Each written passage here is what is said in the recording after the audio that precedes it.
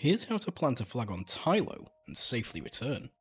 But be warned, this is one of Kerbal Space Program's harder challenges, and I would only recommend this mission for more advanced players. This is because Tylo has roughly the same radius and surface gravity as Kerbin, but no atmosphere to slow us down, meaning we'll need a large lander to decelerate us and an even larger rocket to get us there. So let's build one. I'm going to start out with a 2-seater lander can, then immediately below this place a poodle engine. This is so the command pod is at the bottom of the rocket, and we only need one ladder at the bottom to get in and out. I then place a quarter-size fuel tank on top of the command pod, and then on the sides attach 2 monopropellant tanks to power our RCS thrusters. Now this may look weird, but on the other sides I'm going to place 2 baguette radial fuel tanks. You'll see why shortly. We then want to place a stack separator on top of the fuel tank. Importantly, this is a stack separator, not a decoupler, as denoted by the double arrows. On top of this separator, I place a full-sized fuel tank and an SAS module. Optionally, you might want to add a nose cone at the top of this to make it look nice, but I opt not to, as every kilogram counts on this mission. Now here's where it will start to come together.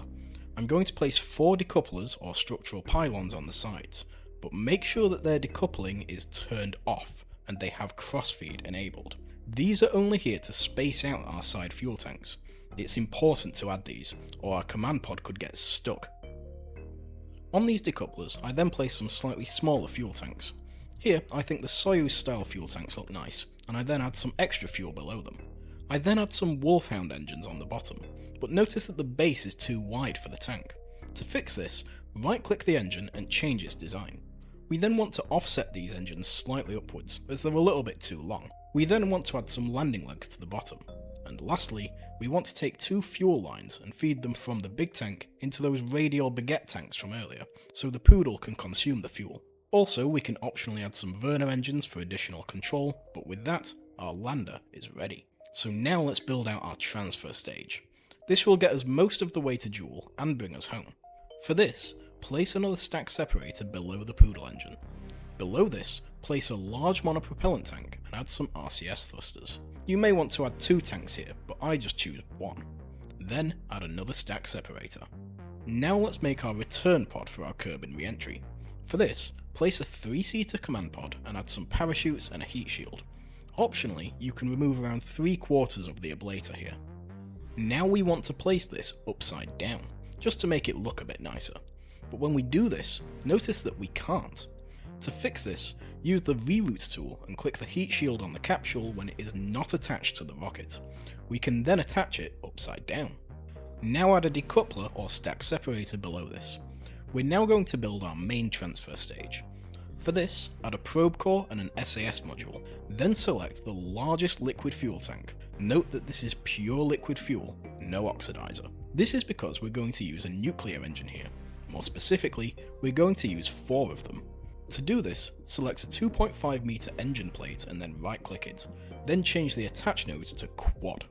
We can then place 4 engines on it symmetrically. We then want to add some RCS thrusters, solar panels and a couple of batteries, but now our transfer stage is done. We can now encapsulate all of this in a large 5 meter fairing. It should fit nice and snug. Now for our kick stage. For this, add a half-size tank and an adapter to fit on a Rhino engine. We can now build our main launcher stage. For this, just close off the Rhino engine with a 5 meter fairing and add 2 of the largest tanks. I also add a Saturn V style adapter to fit on 9 Mastodon engines at the bottom. We're almost done now. We just want to add 4 Clydesdale boosters onto the sides and then some Separatrons for when they decouple. Lastly, we need to check our staging. Because our ship is complex, this will take some doing, but we want all of our main engines and boosters to fire at the same time, the Separatrons to fire with the decouplers, and the kick stage engine, fairing and decoupler to fire together, then jettison the fairing. We then want the transfer stage engines to fire with the engine plate, and then we want to separate the lander, not the capsule or the RCS tank. We can put those decouplers with the parachutes near the top. But just like that, we're ready for launch. But before we launch, we need to check the phase angles.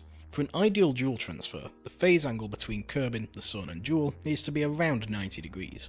Once we've got this, we'll launch into a low Kerbin orbit and plan our manoeuvre from there. We're going to plan a maneuver node for our Jool transfer by burning prograde on the nighttime side, but here's the catch. We're going to split our transfer into 2 burns to make it more efficient. Instead of completing the burn fully, we're going to use the kick stage to take us out to about the height of the Mun, and then use the rest of its fuel and the main transfer stage to finish it off when we come back around. For this, we just need to be careful not to get a Mun encounter, so make sure it isn't in your way before proceeding here. Once our apoapsis is around the height of the Mun, cut the engines and delete the maneuver node. We're then going to make a new one at the periapsis to finish the burn and then execute it. Once you've done that, we're on our way to Jool. You'll probably also want to do a mid-course correction near the orbit of Dres to fine-tune the approach. Specifically, it would be wise to opt for a Tylo gravity assist to help us get captured into the system. Then when we arrive at Jool, we don't need to do a capture burn. Now for the tricky part. To save on Delta V, we want to use as many gravity assists as possible, not just to get to Tylo, but to make our relative speed low, so the capture burn costs less. Here, I managed to get a capture burn into a polar orbit for around 500 meters per second. But now that we're in orbit, we can detach the lander and begin our descent. First, I'm going to slow down a fair bit near the periapsis. We don't want to come in from a very high orbit. But now for the fun part.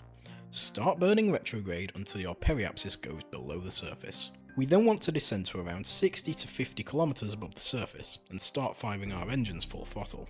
We're mostly killing horizontal speed here, so if you feel that you're descending too quickly, burn slightly upwards away from the surface. Now there is a rule of thumb to use our altitude to guide our speed as we descend. Take your altitude and divide it by 10. That should be your maximum speed in meters per second. If you follow this rule, you should touch down softly, but be careful not to land on any steep slopes. Jeb can now get out and plant the flag. When you're ready to return, hop back in the ship and prepare for launch. We want to launch into the plane of the transfer ship, which in this case is a polar orbit, so I head south. We want to use the remainder of this fuel essentially burning at 45 degrees above the horizon, and then when it's used up, we can detach the bottom stage, use the RCS to move away from the debris, and then continue on our way to orbit. We then need to rendezvous with the transfer ship and EVA the crew over to the return pod. We can now plan our return. We'll burn at our periapsis just to escape Tylo's gravity, and then plan a maneuver node in Jool orbit to get back to Kerbin.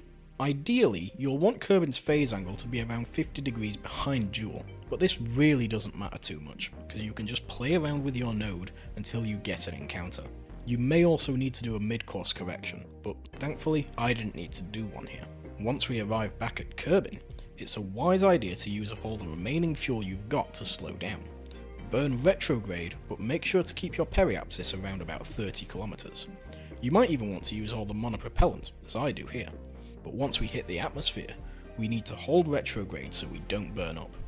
After pulling some insane Gs and a little bit of toasting, our Kerbals have lived to see another day.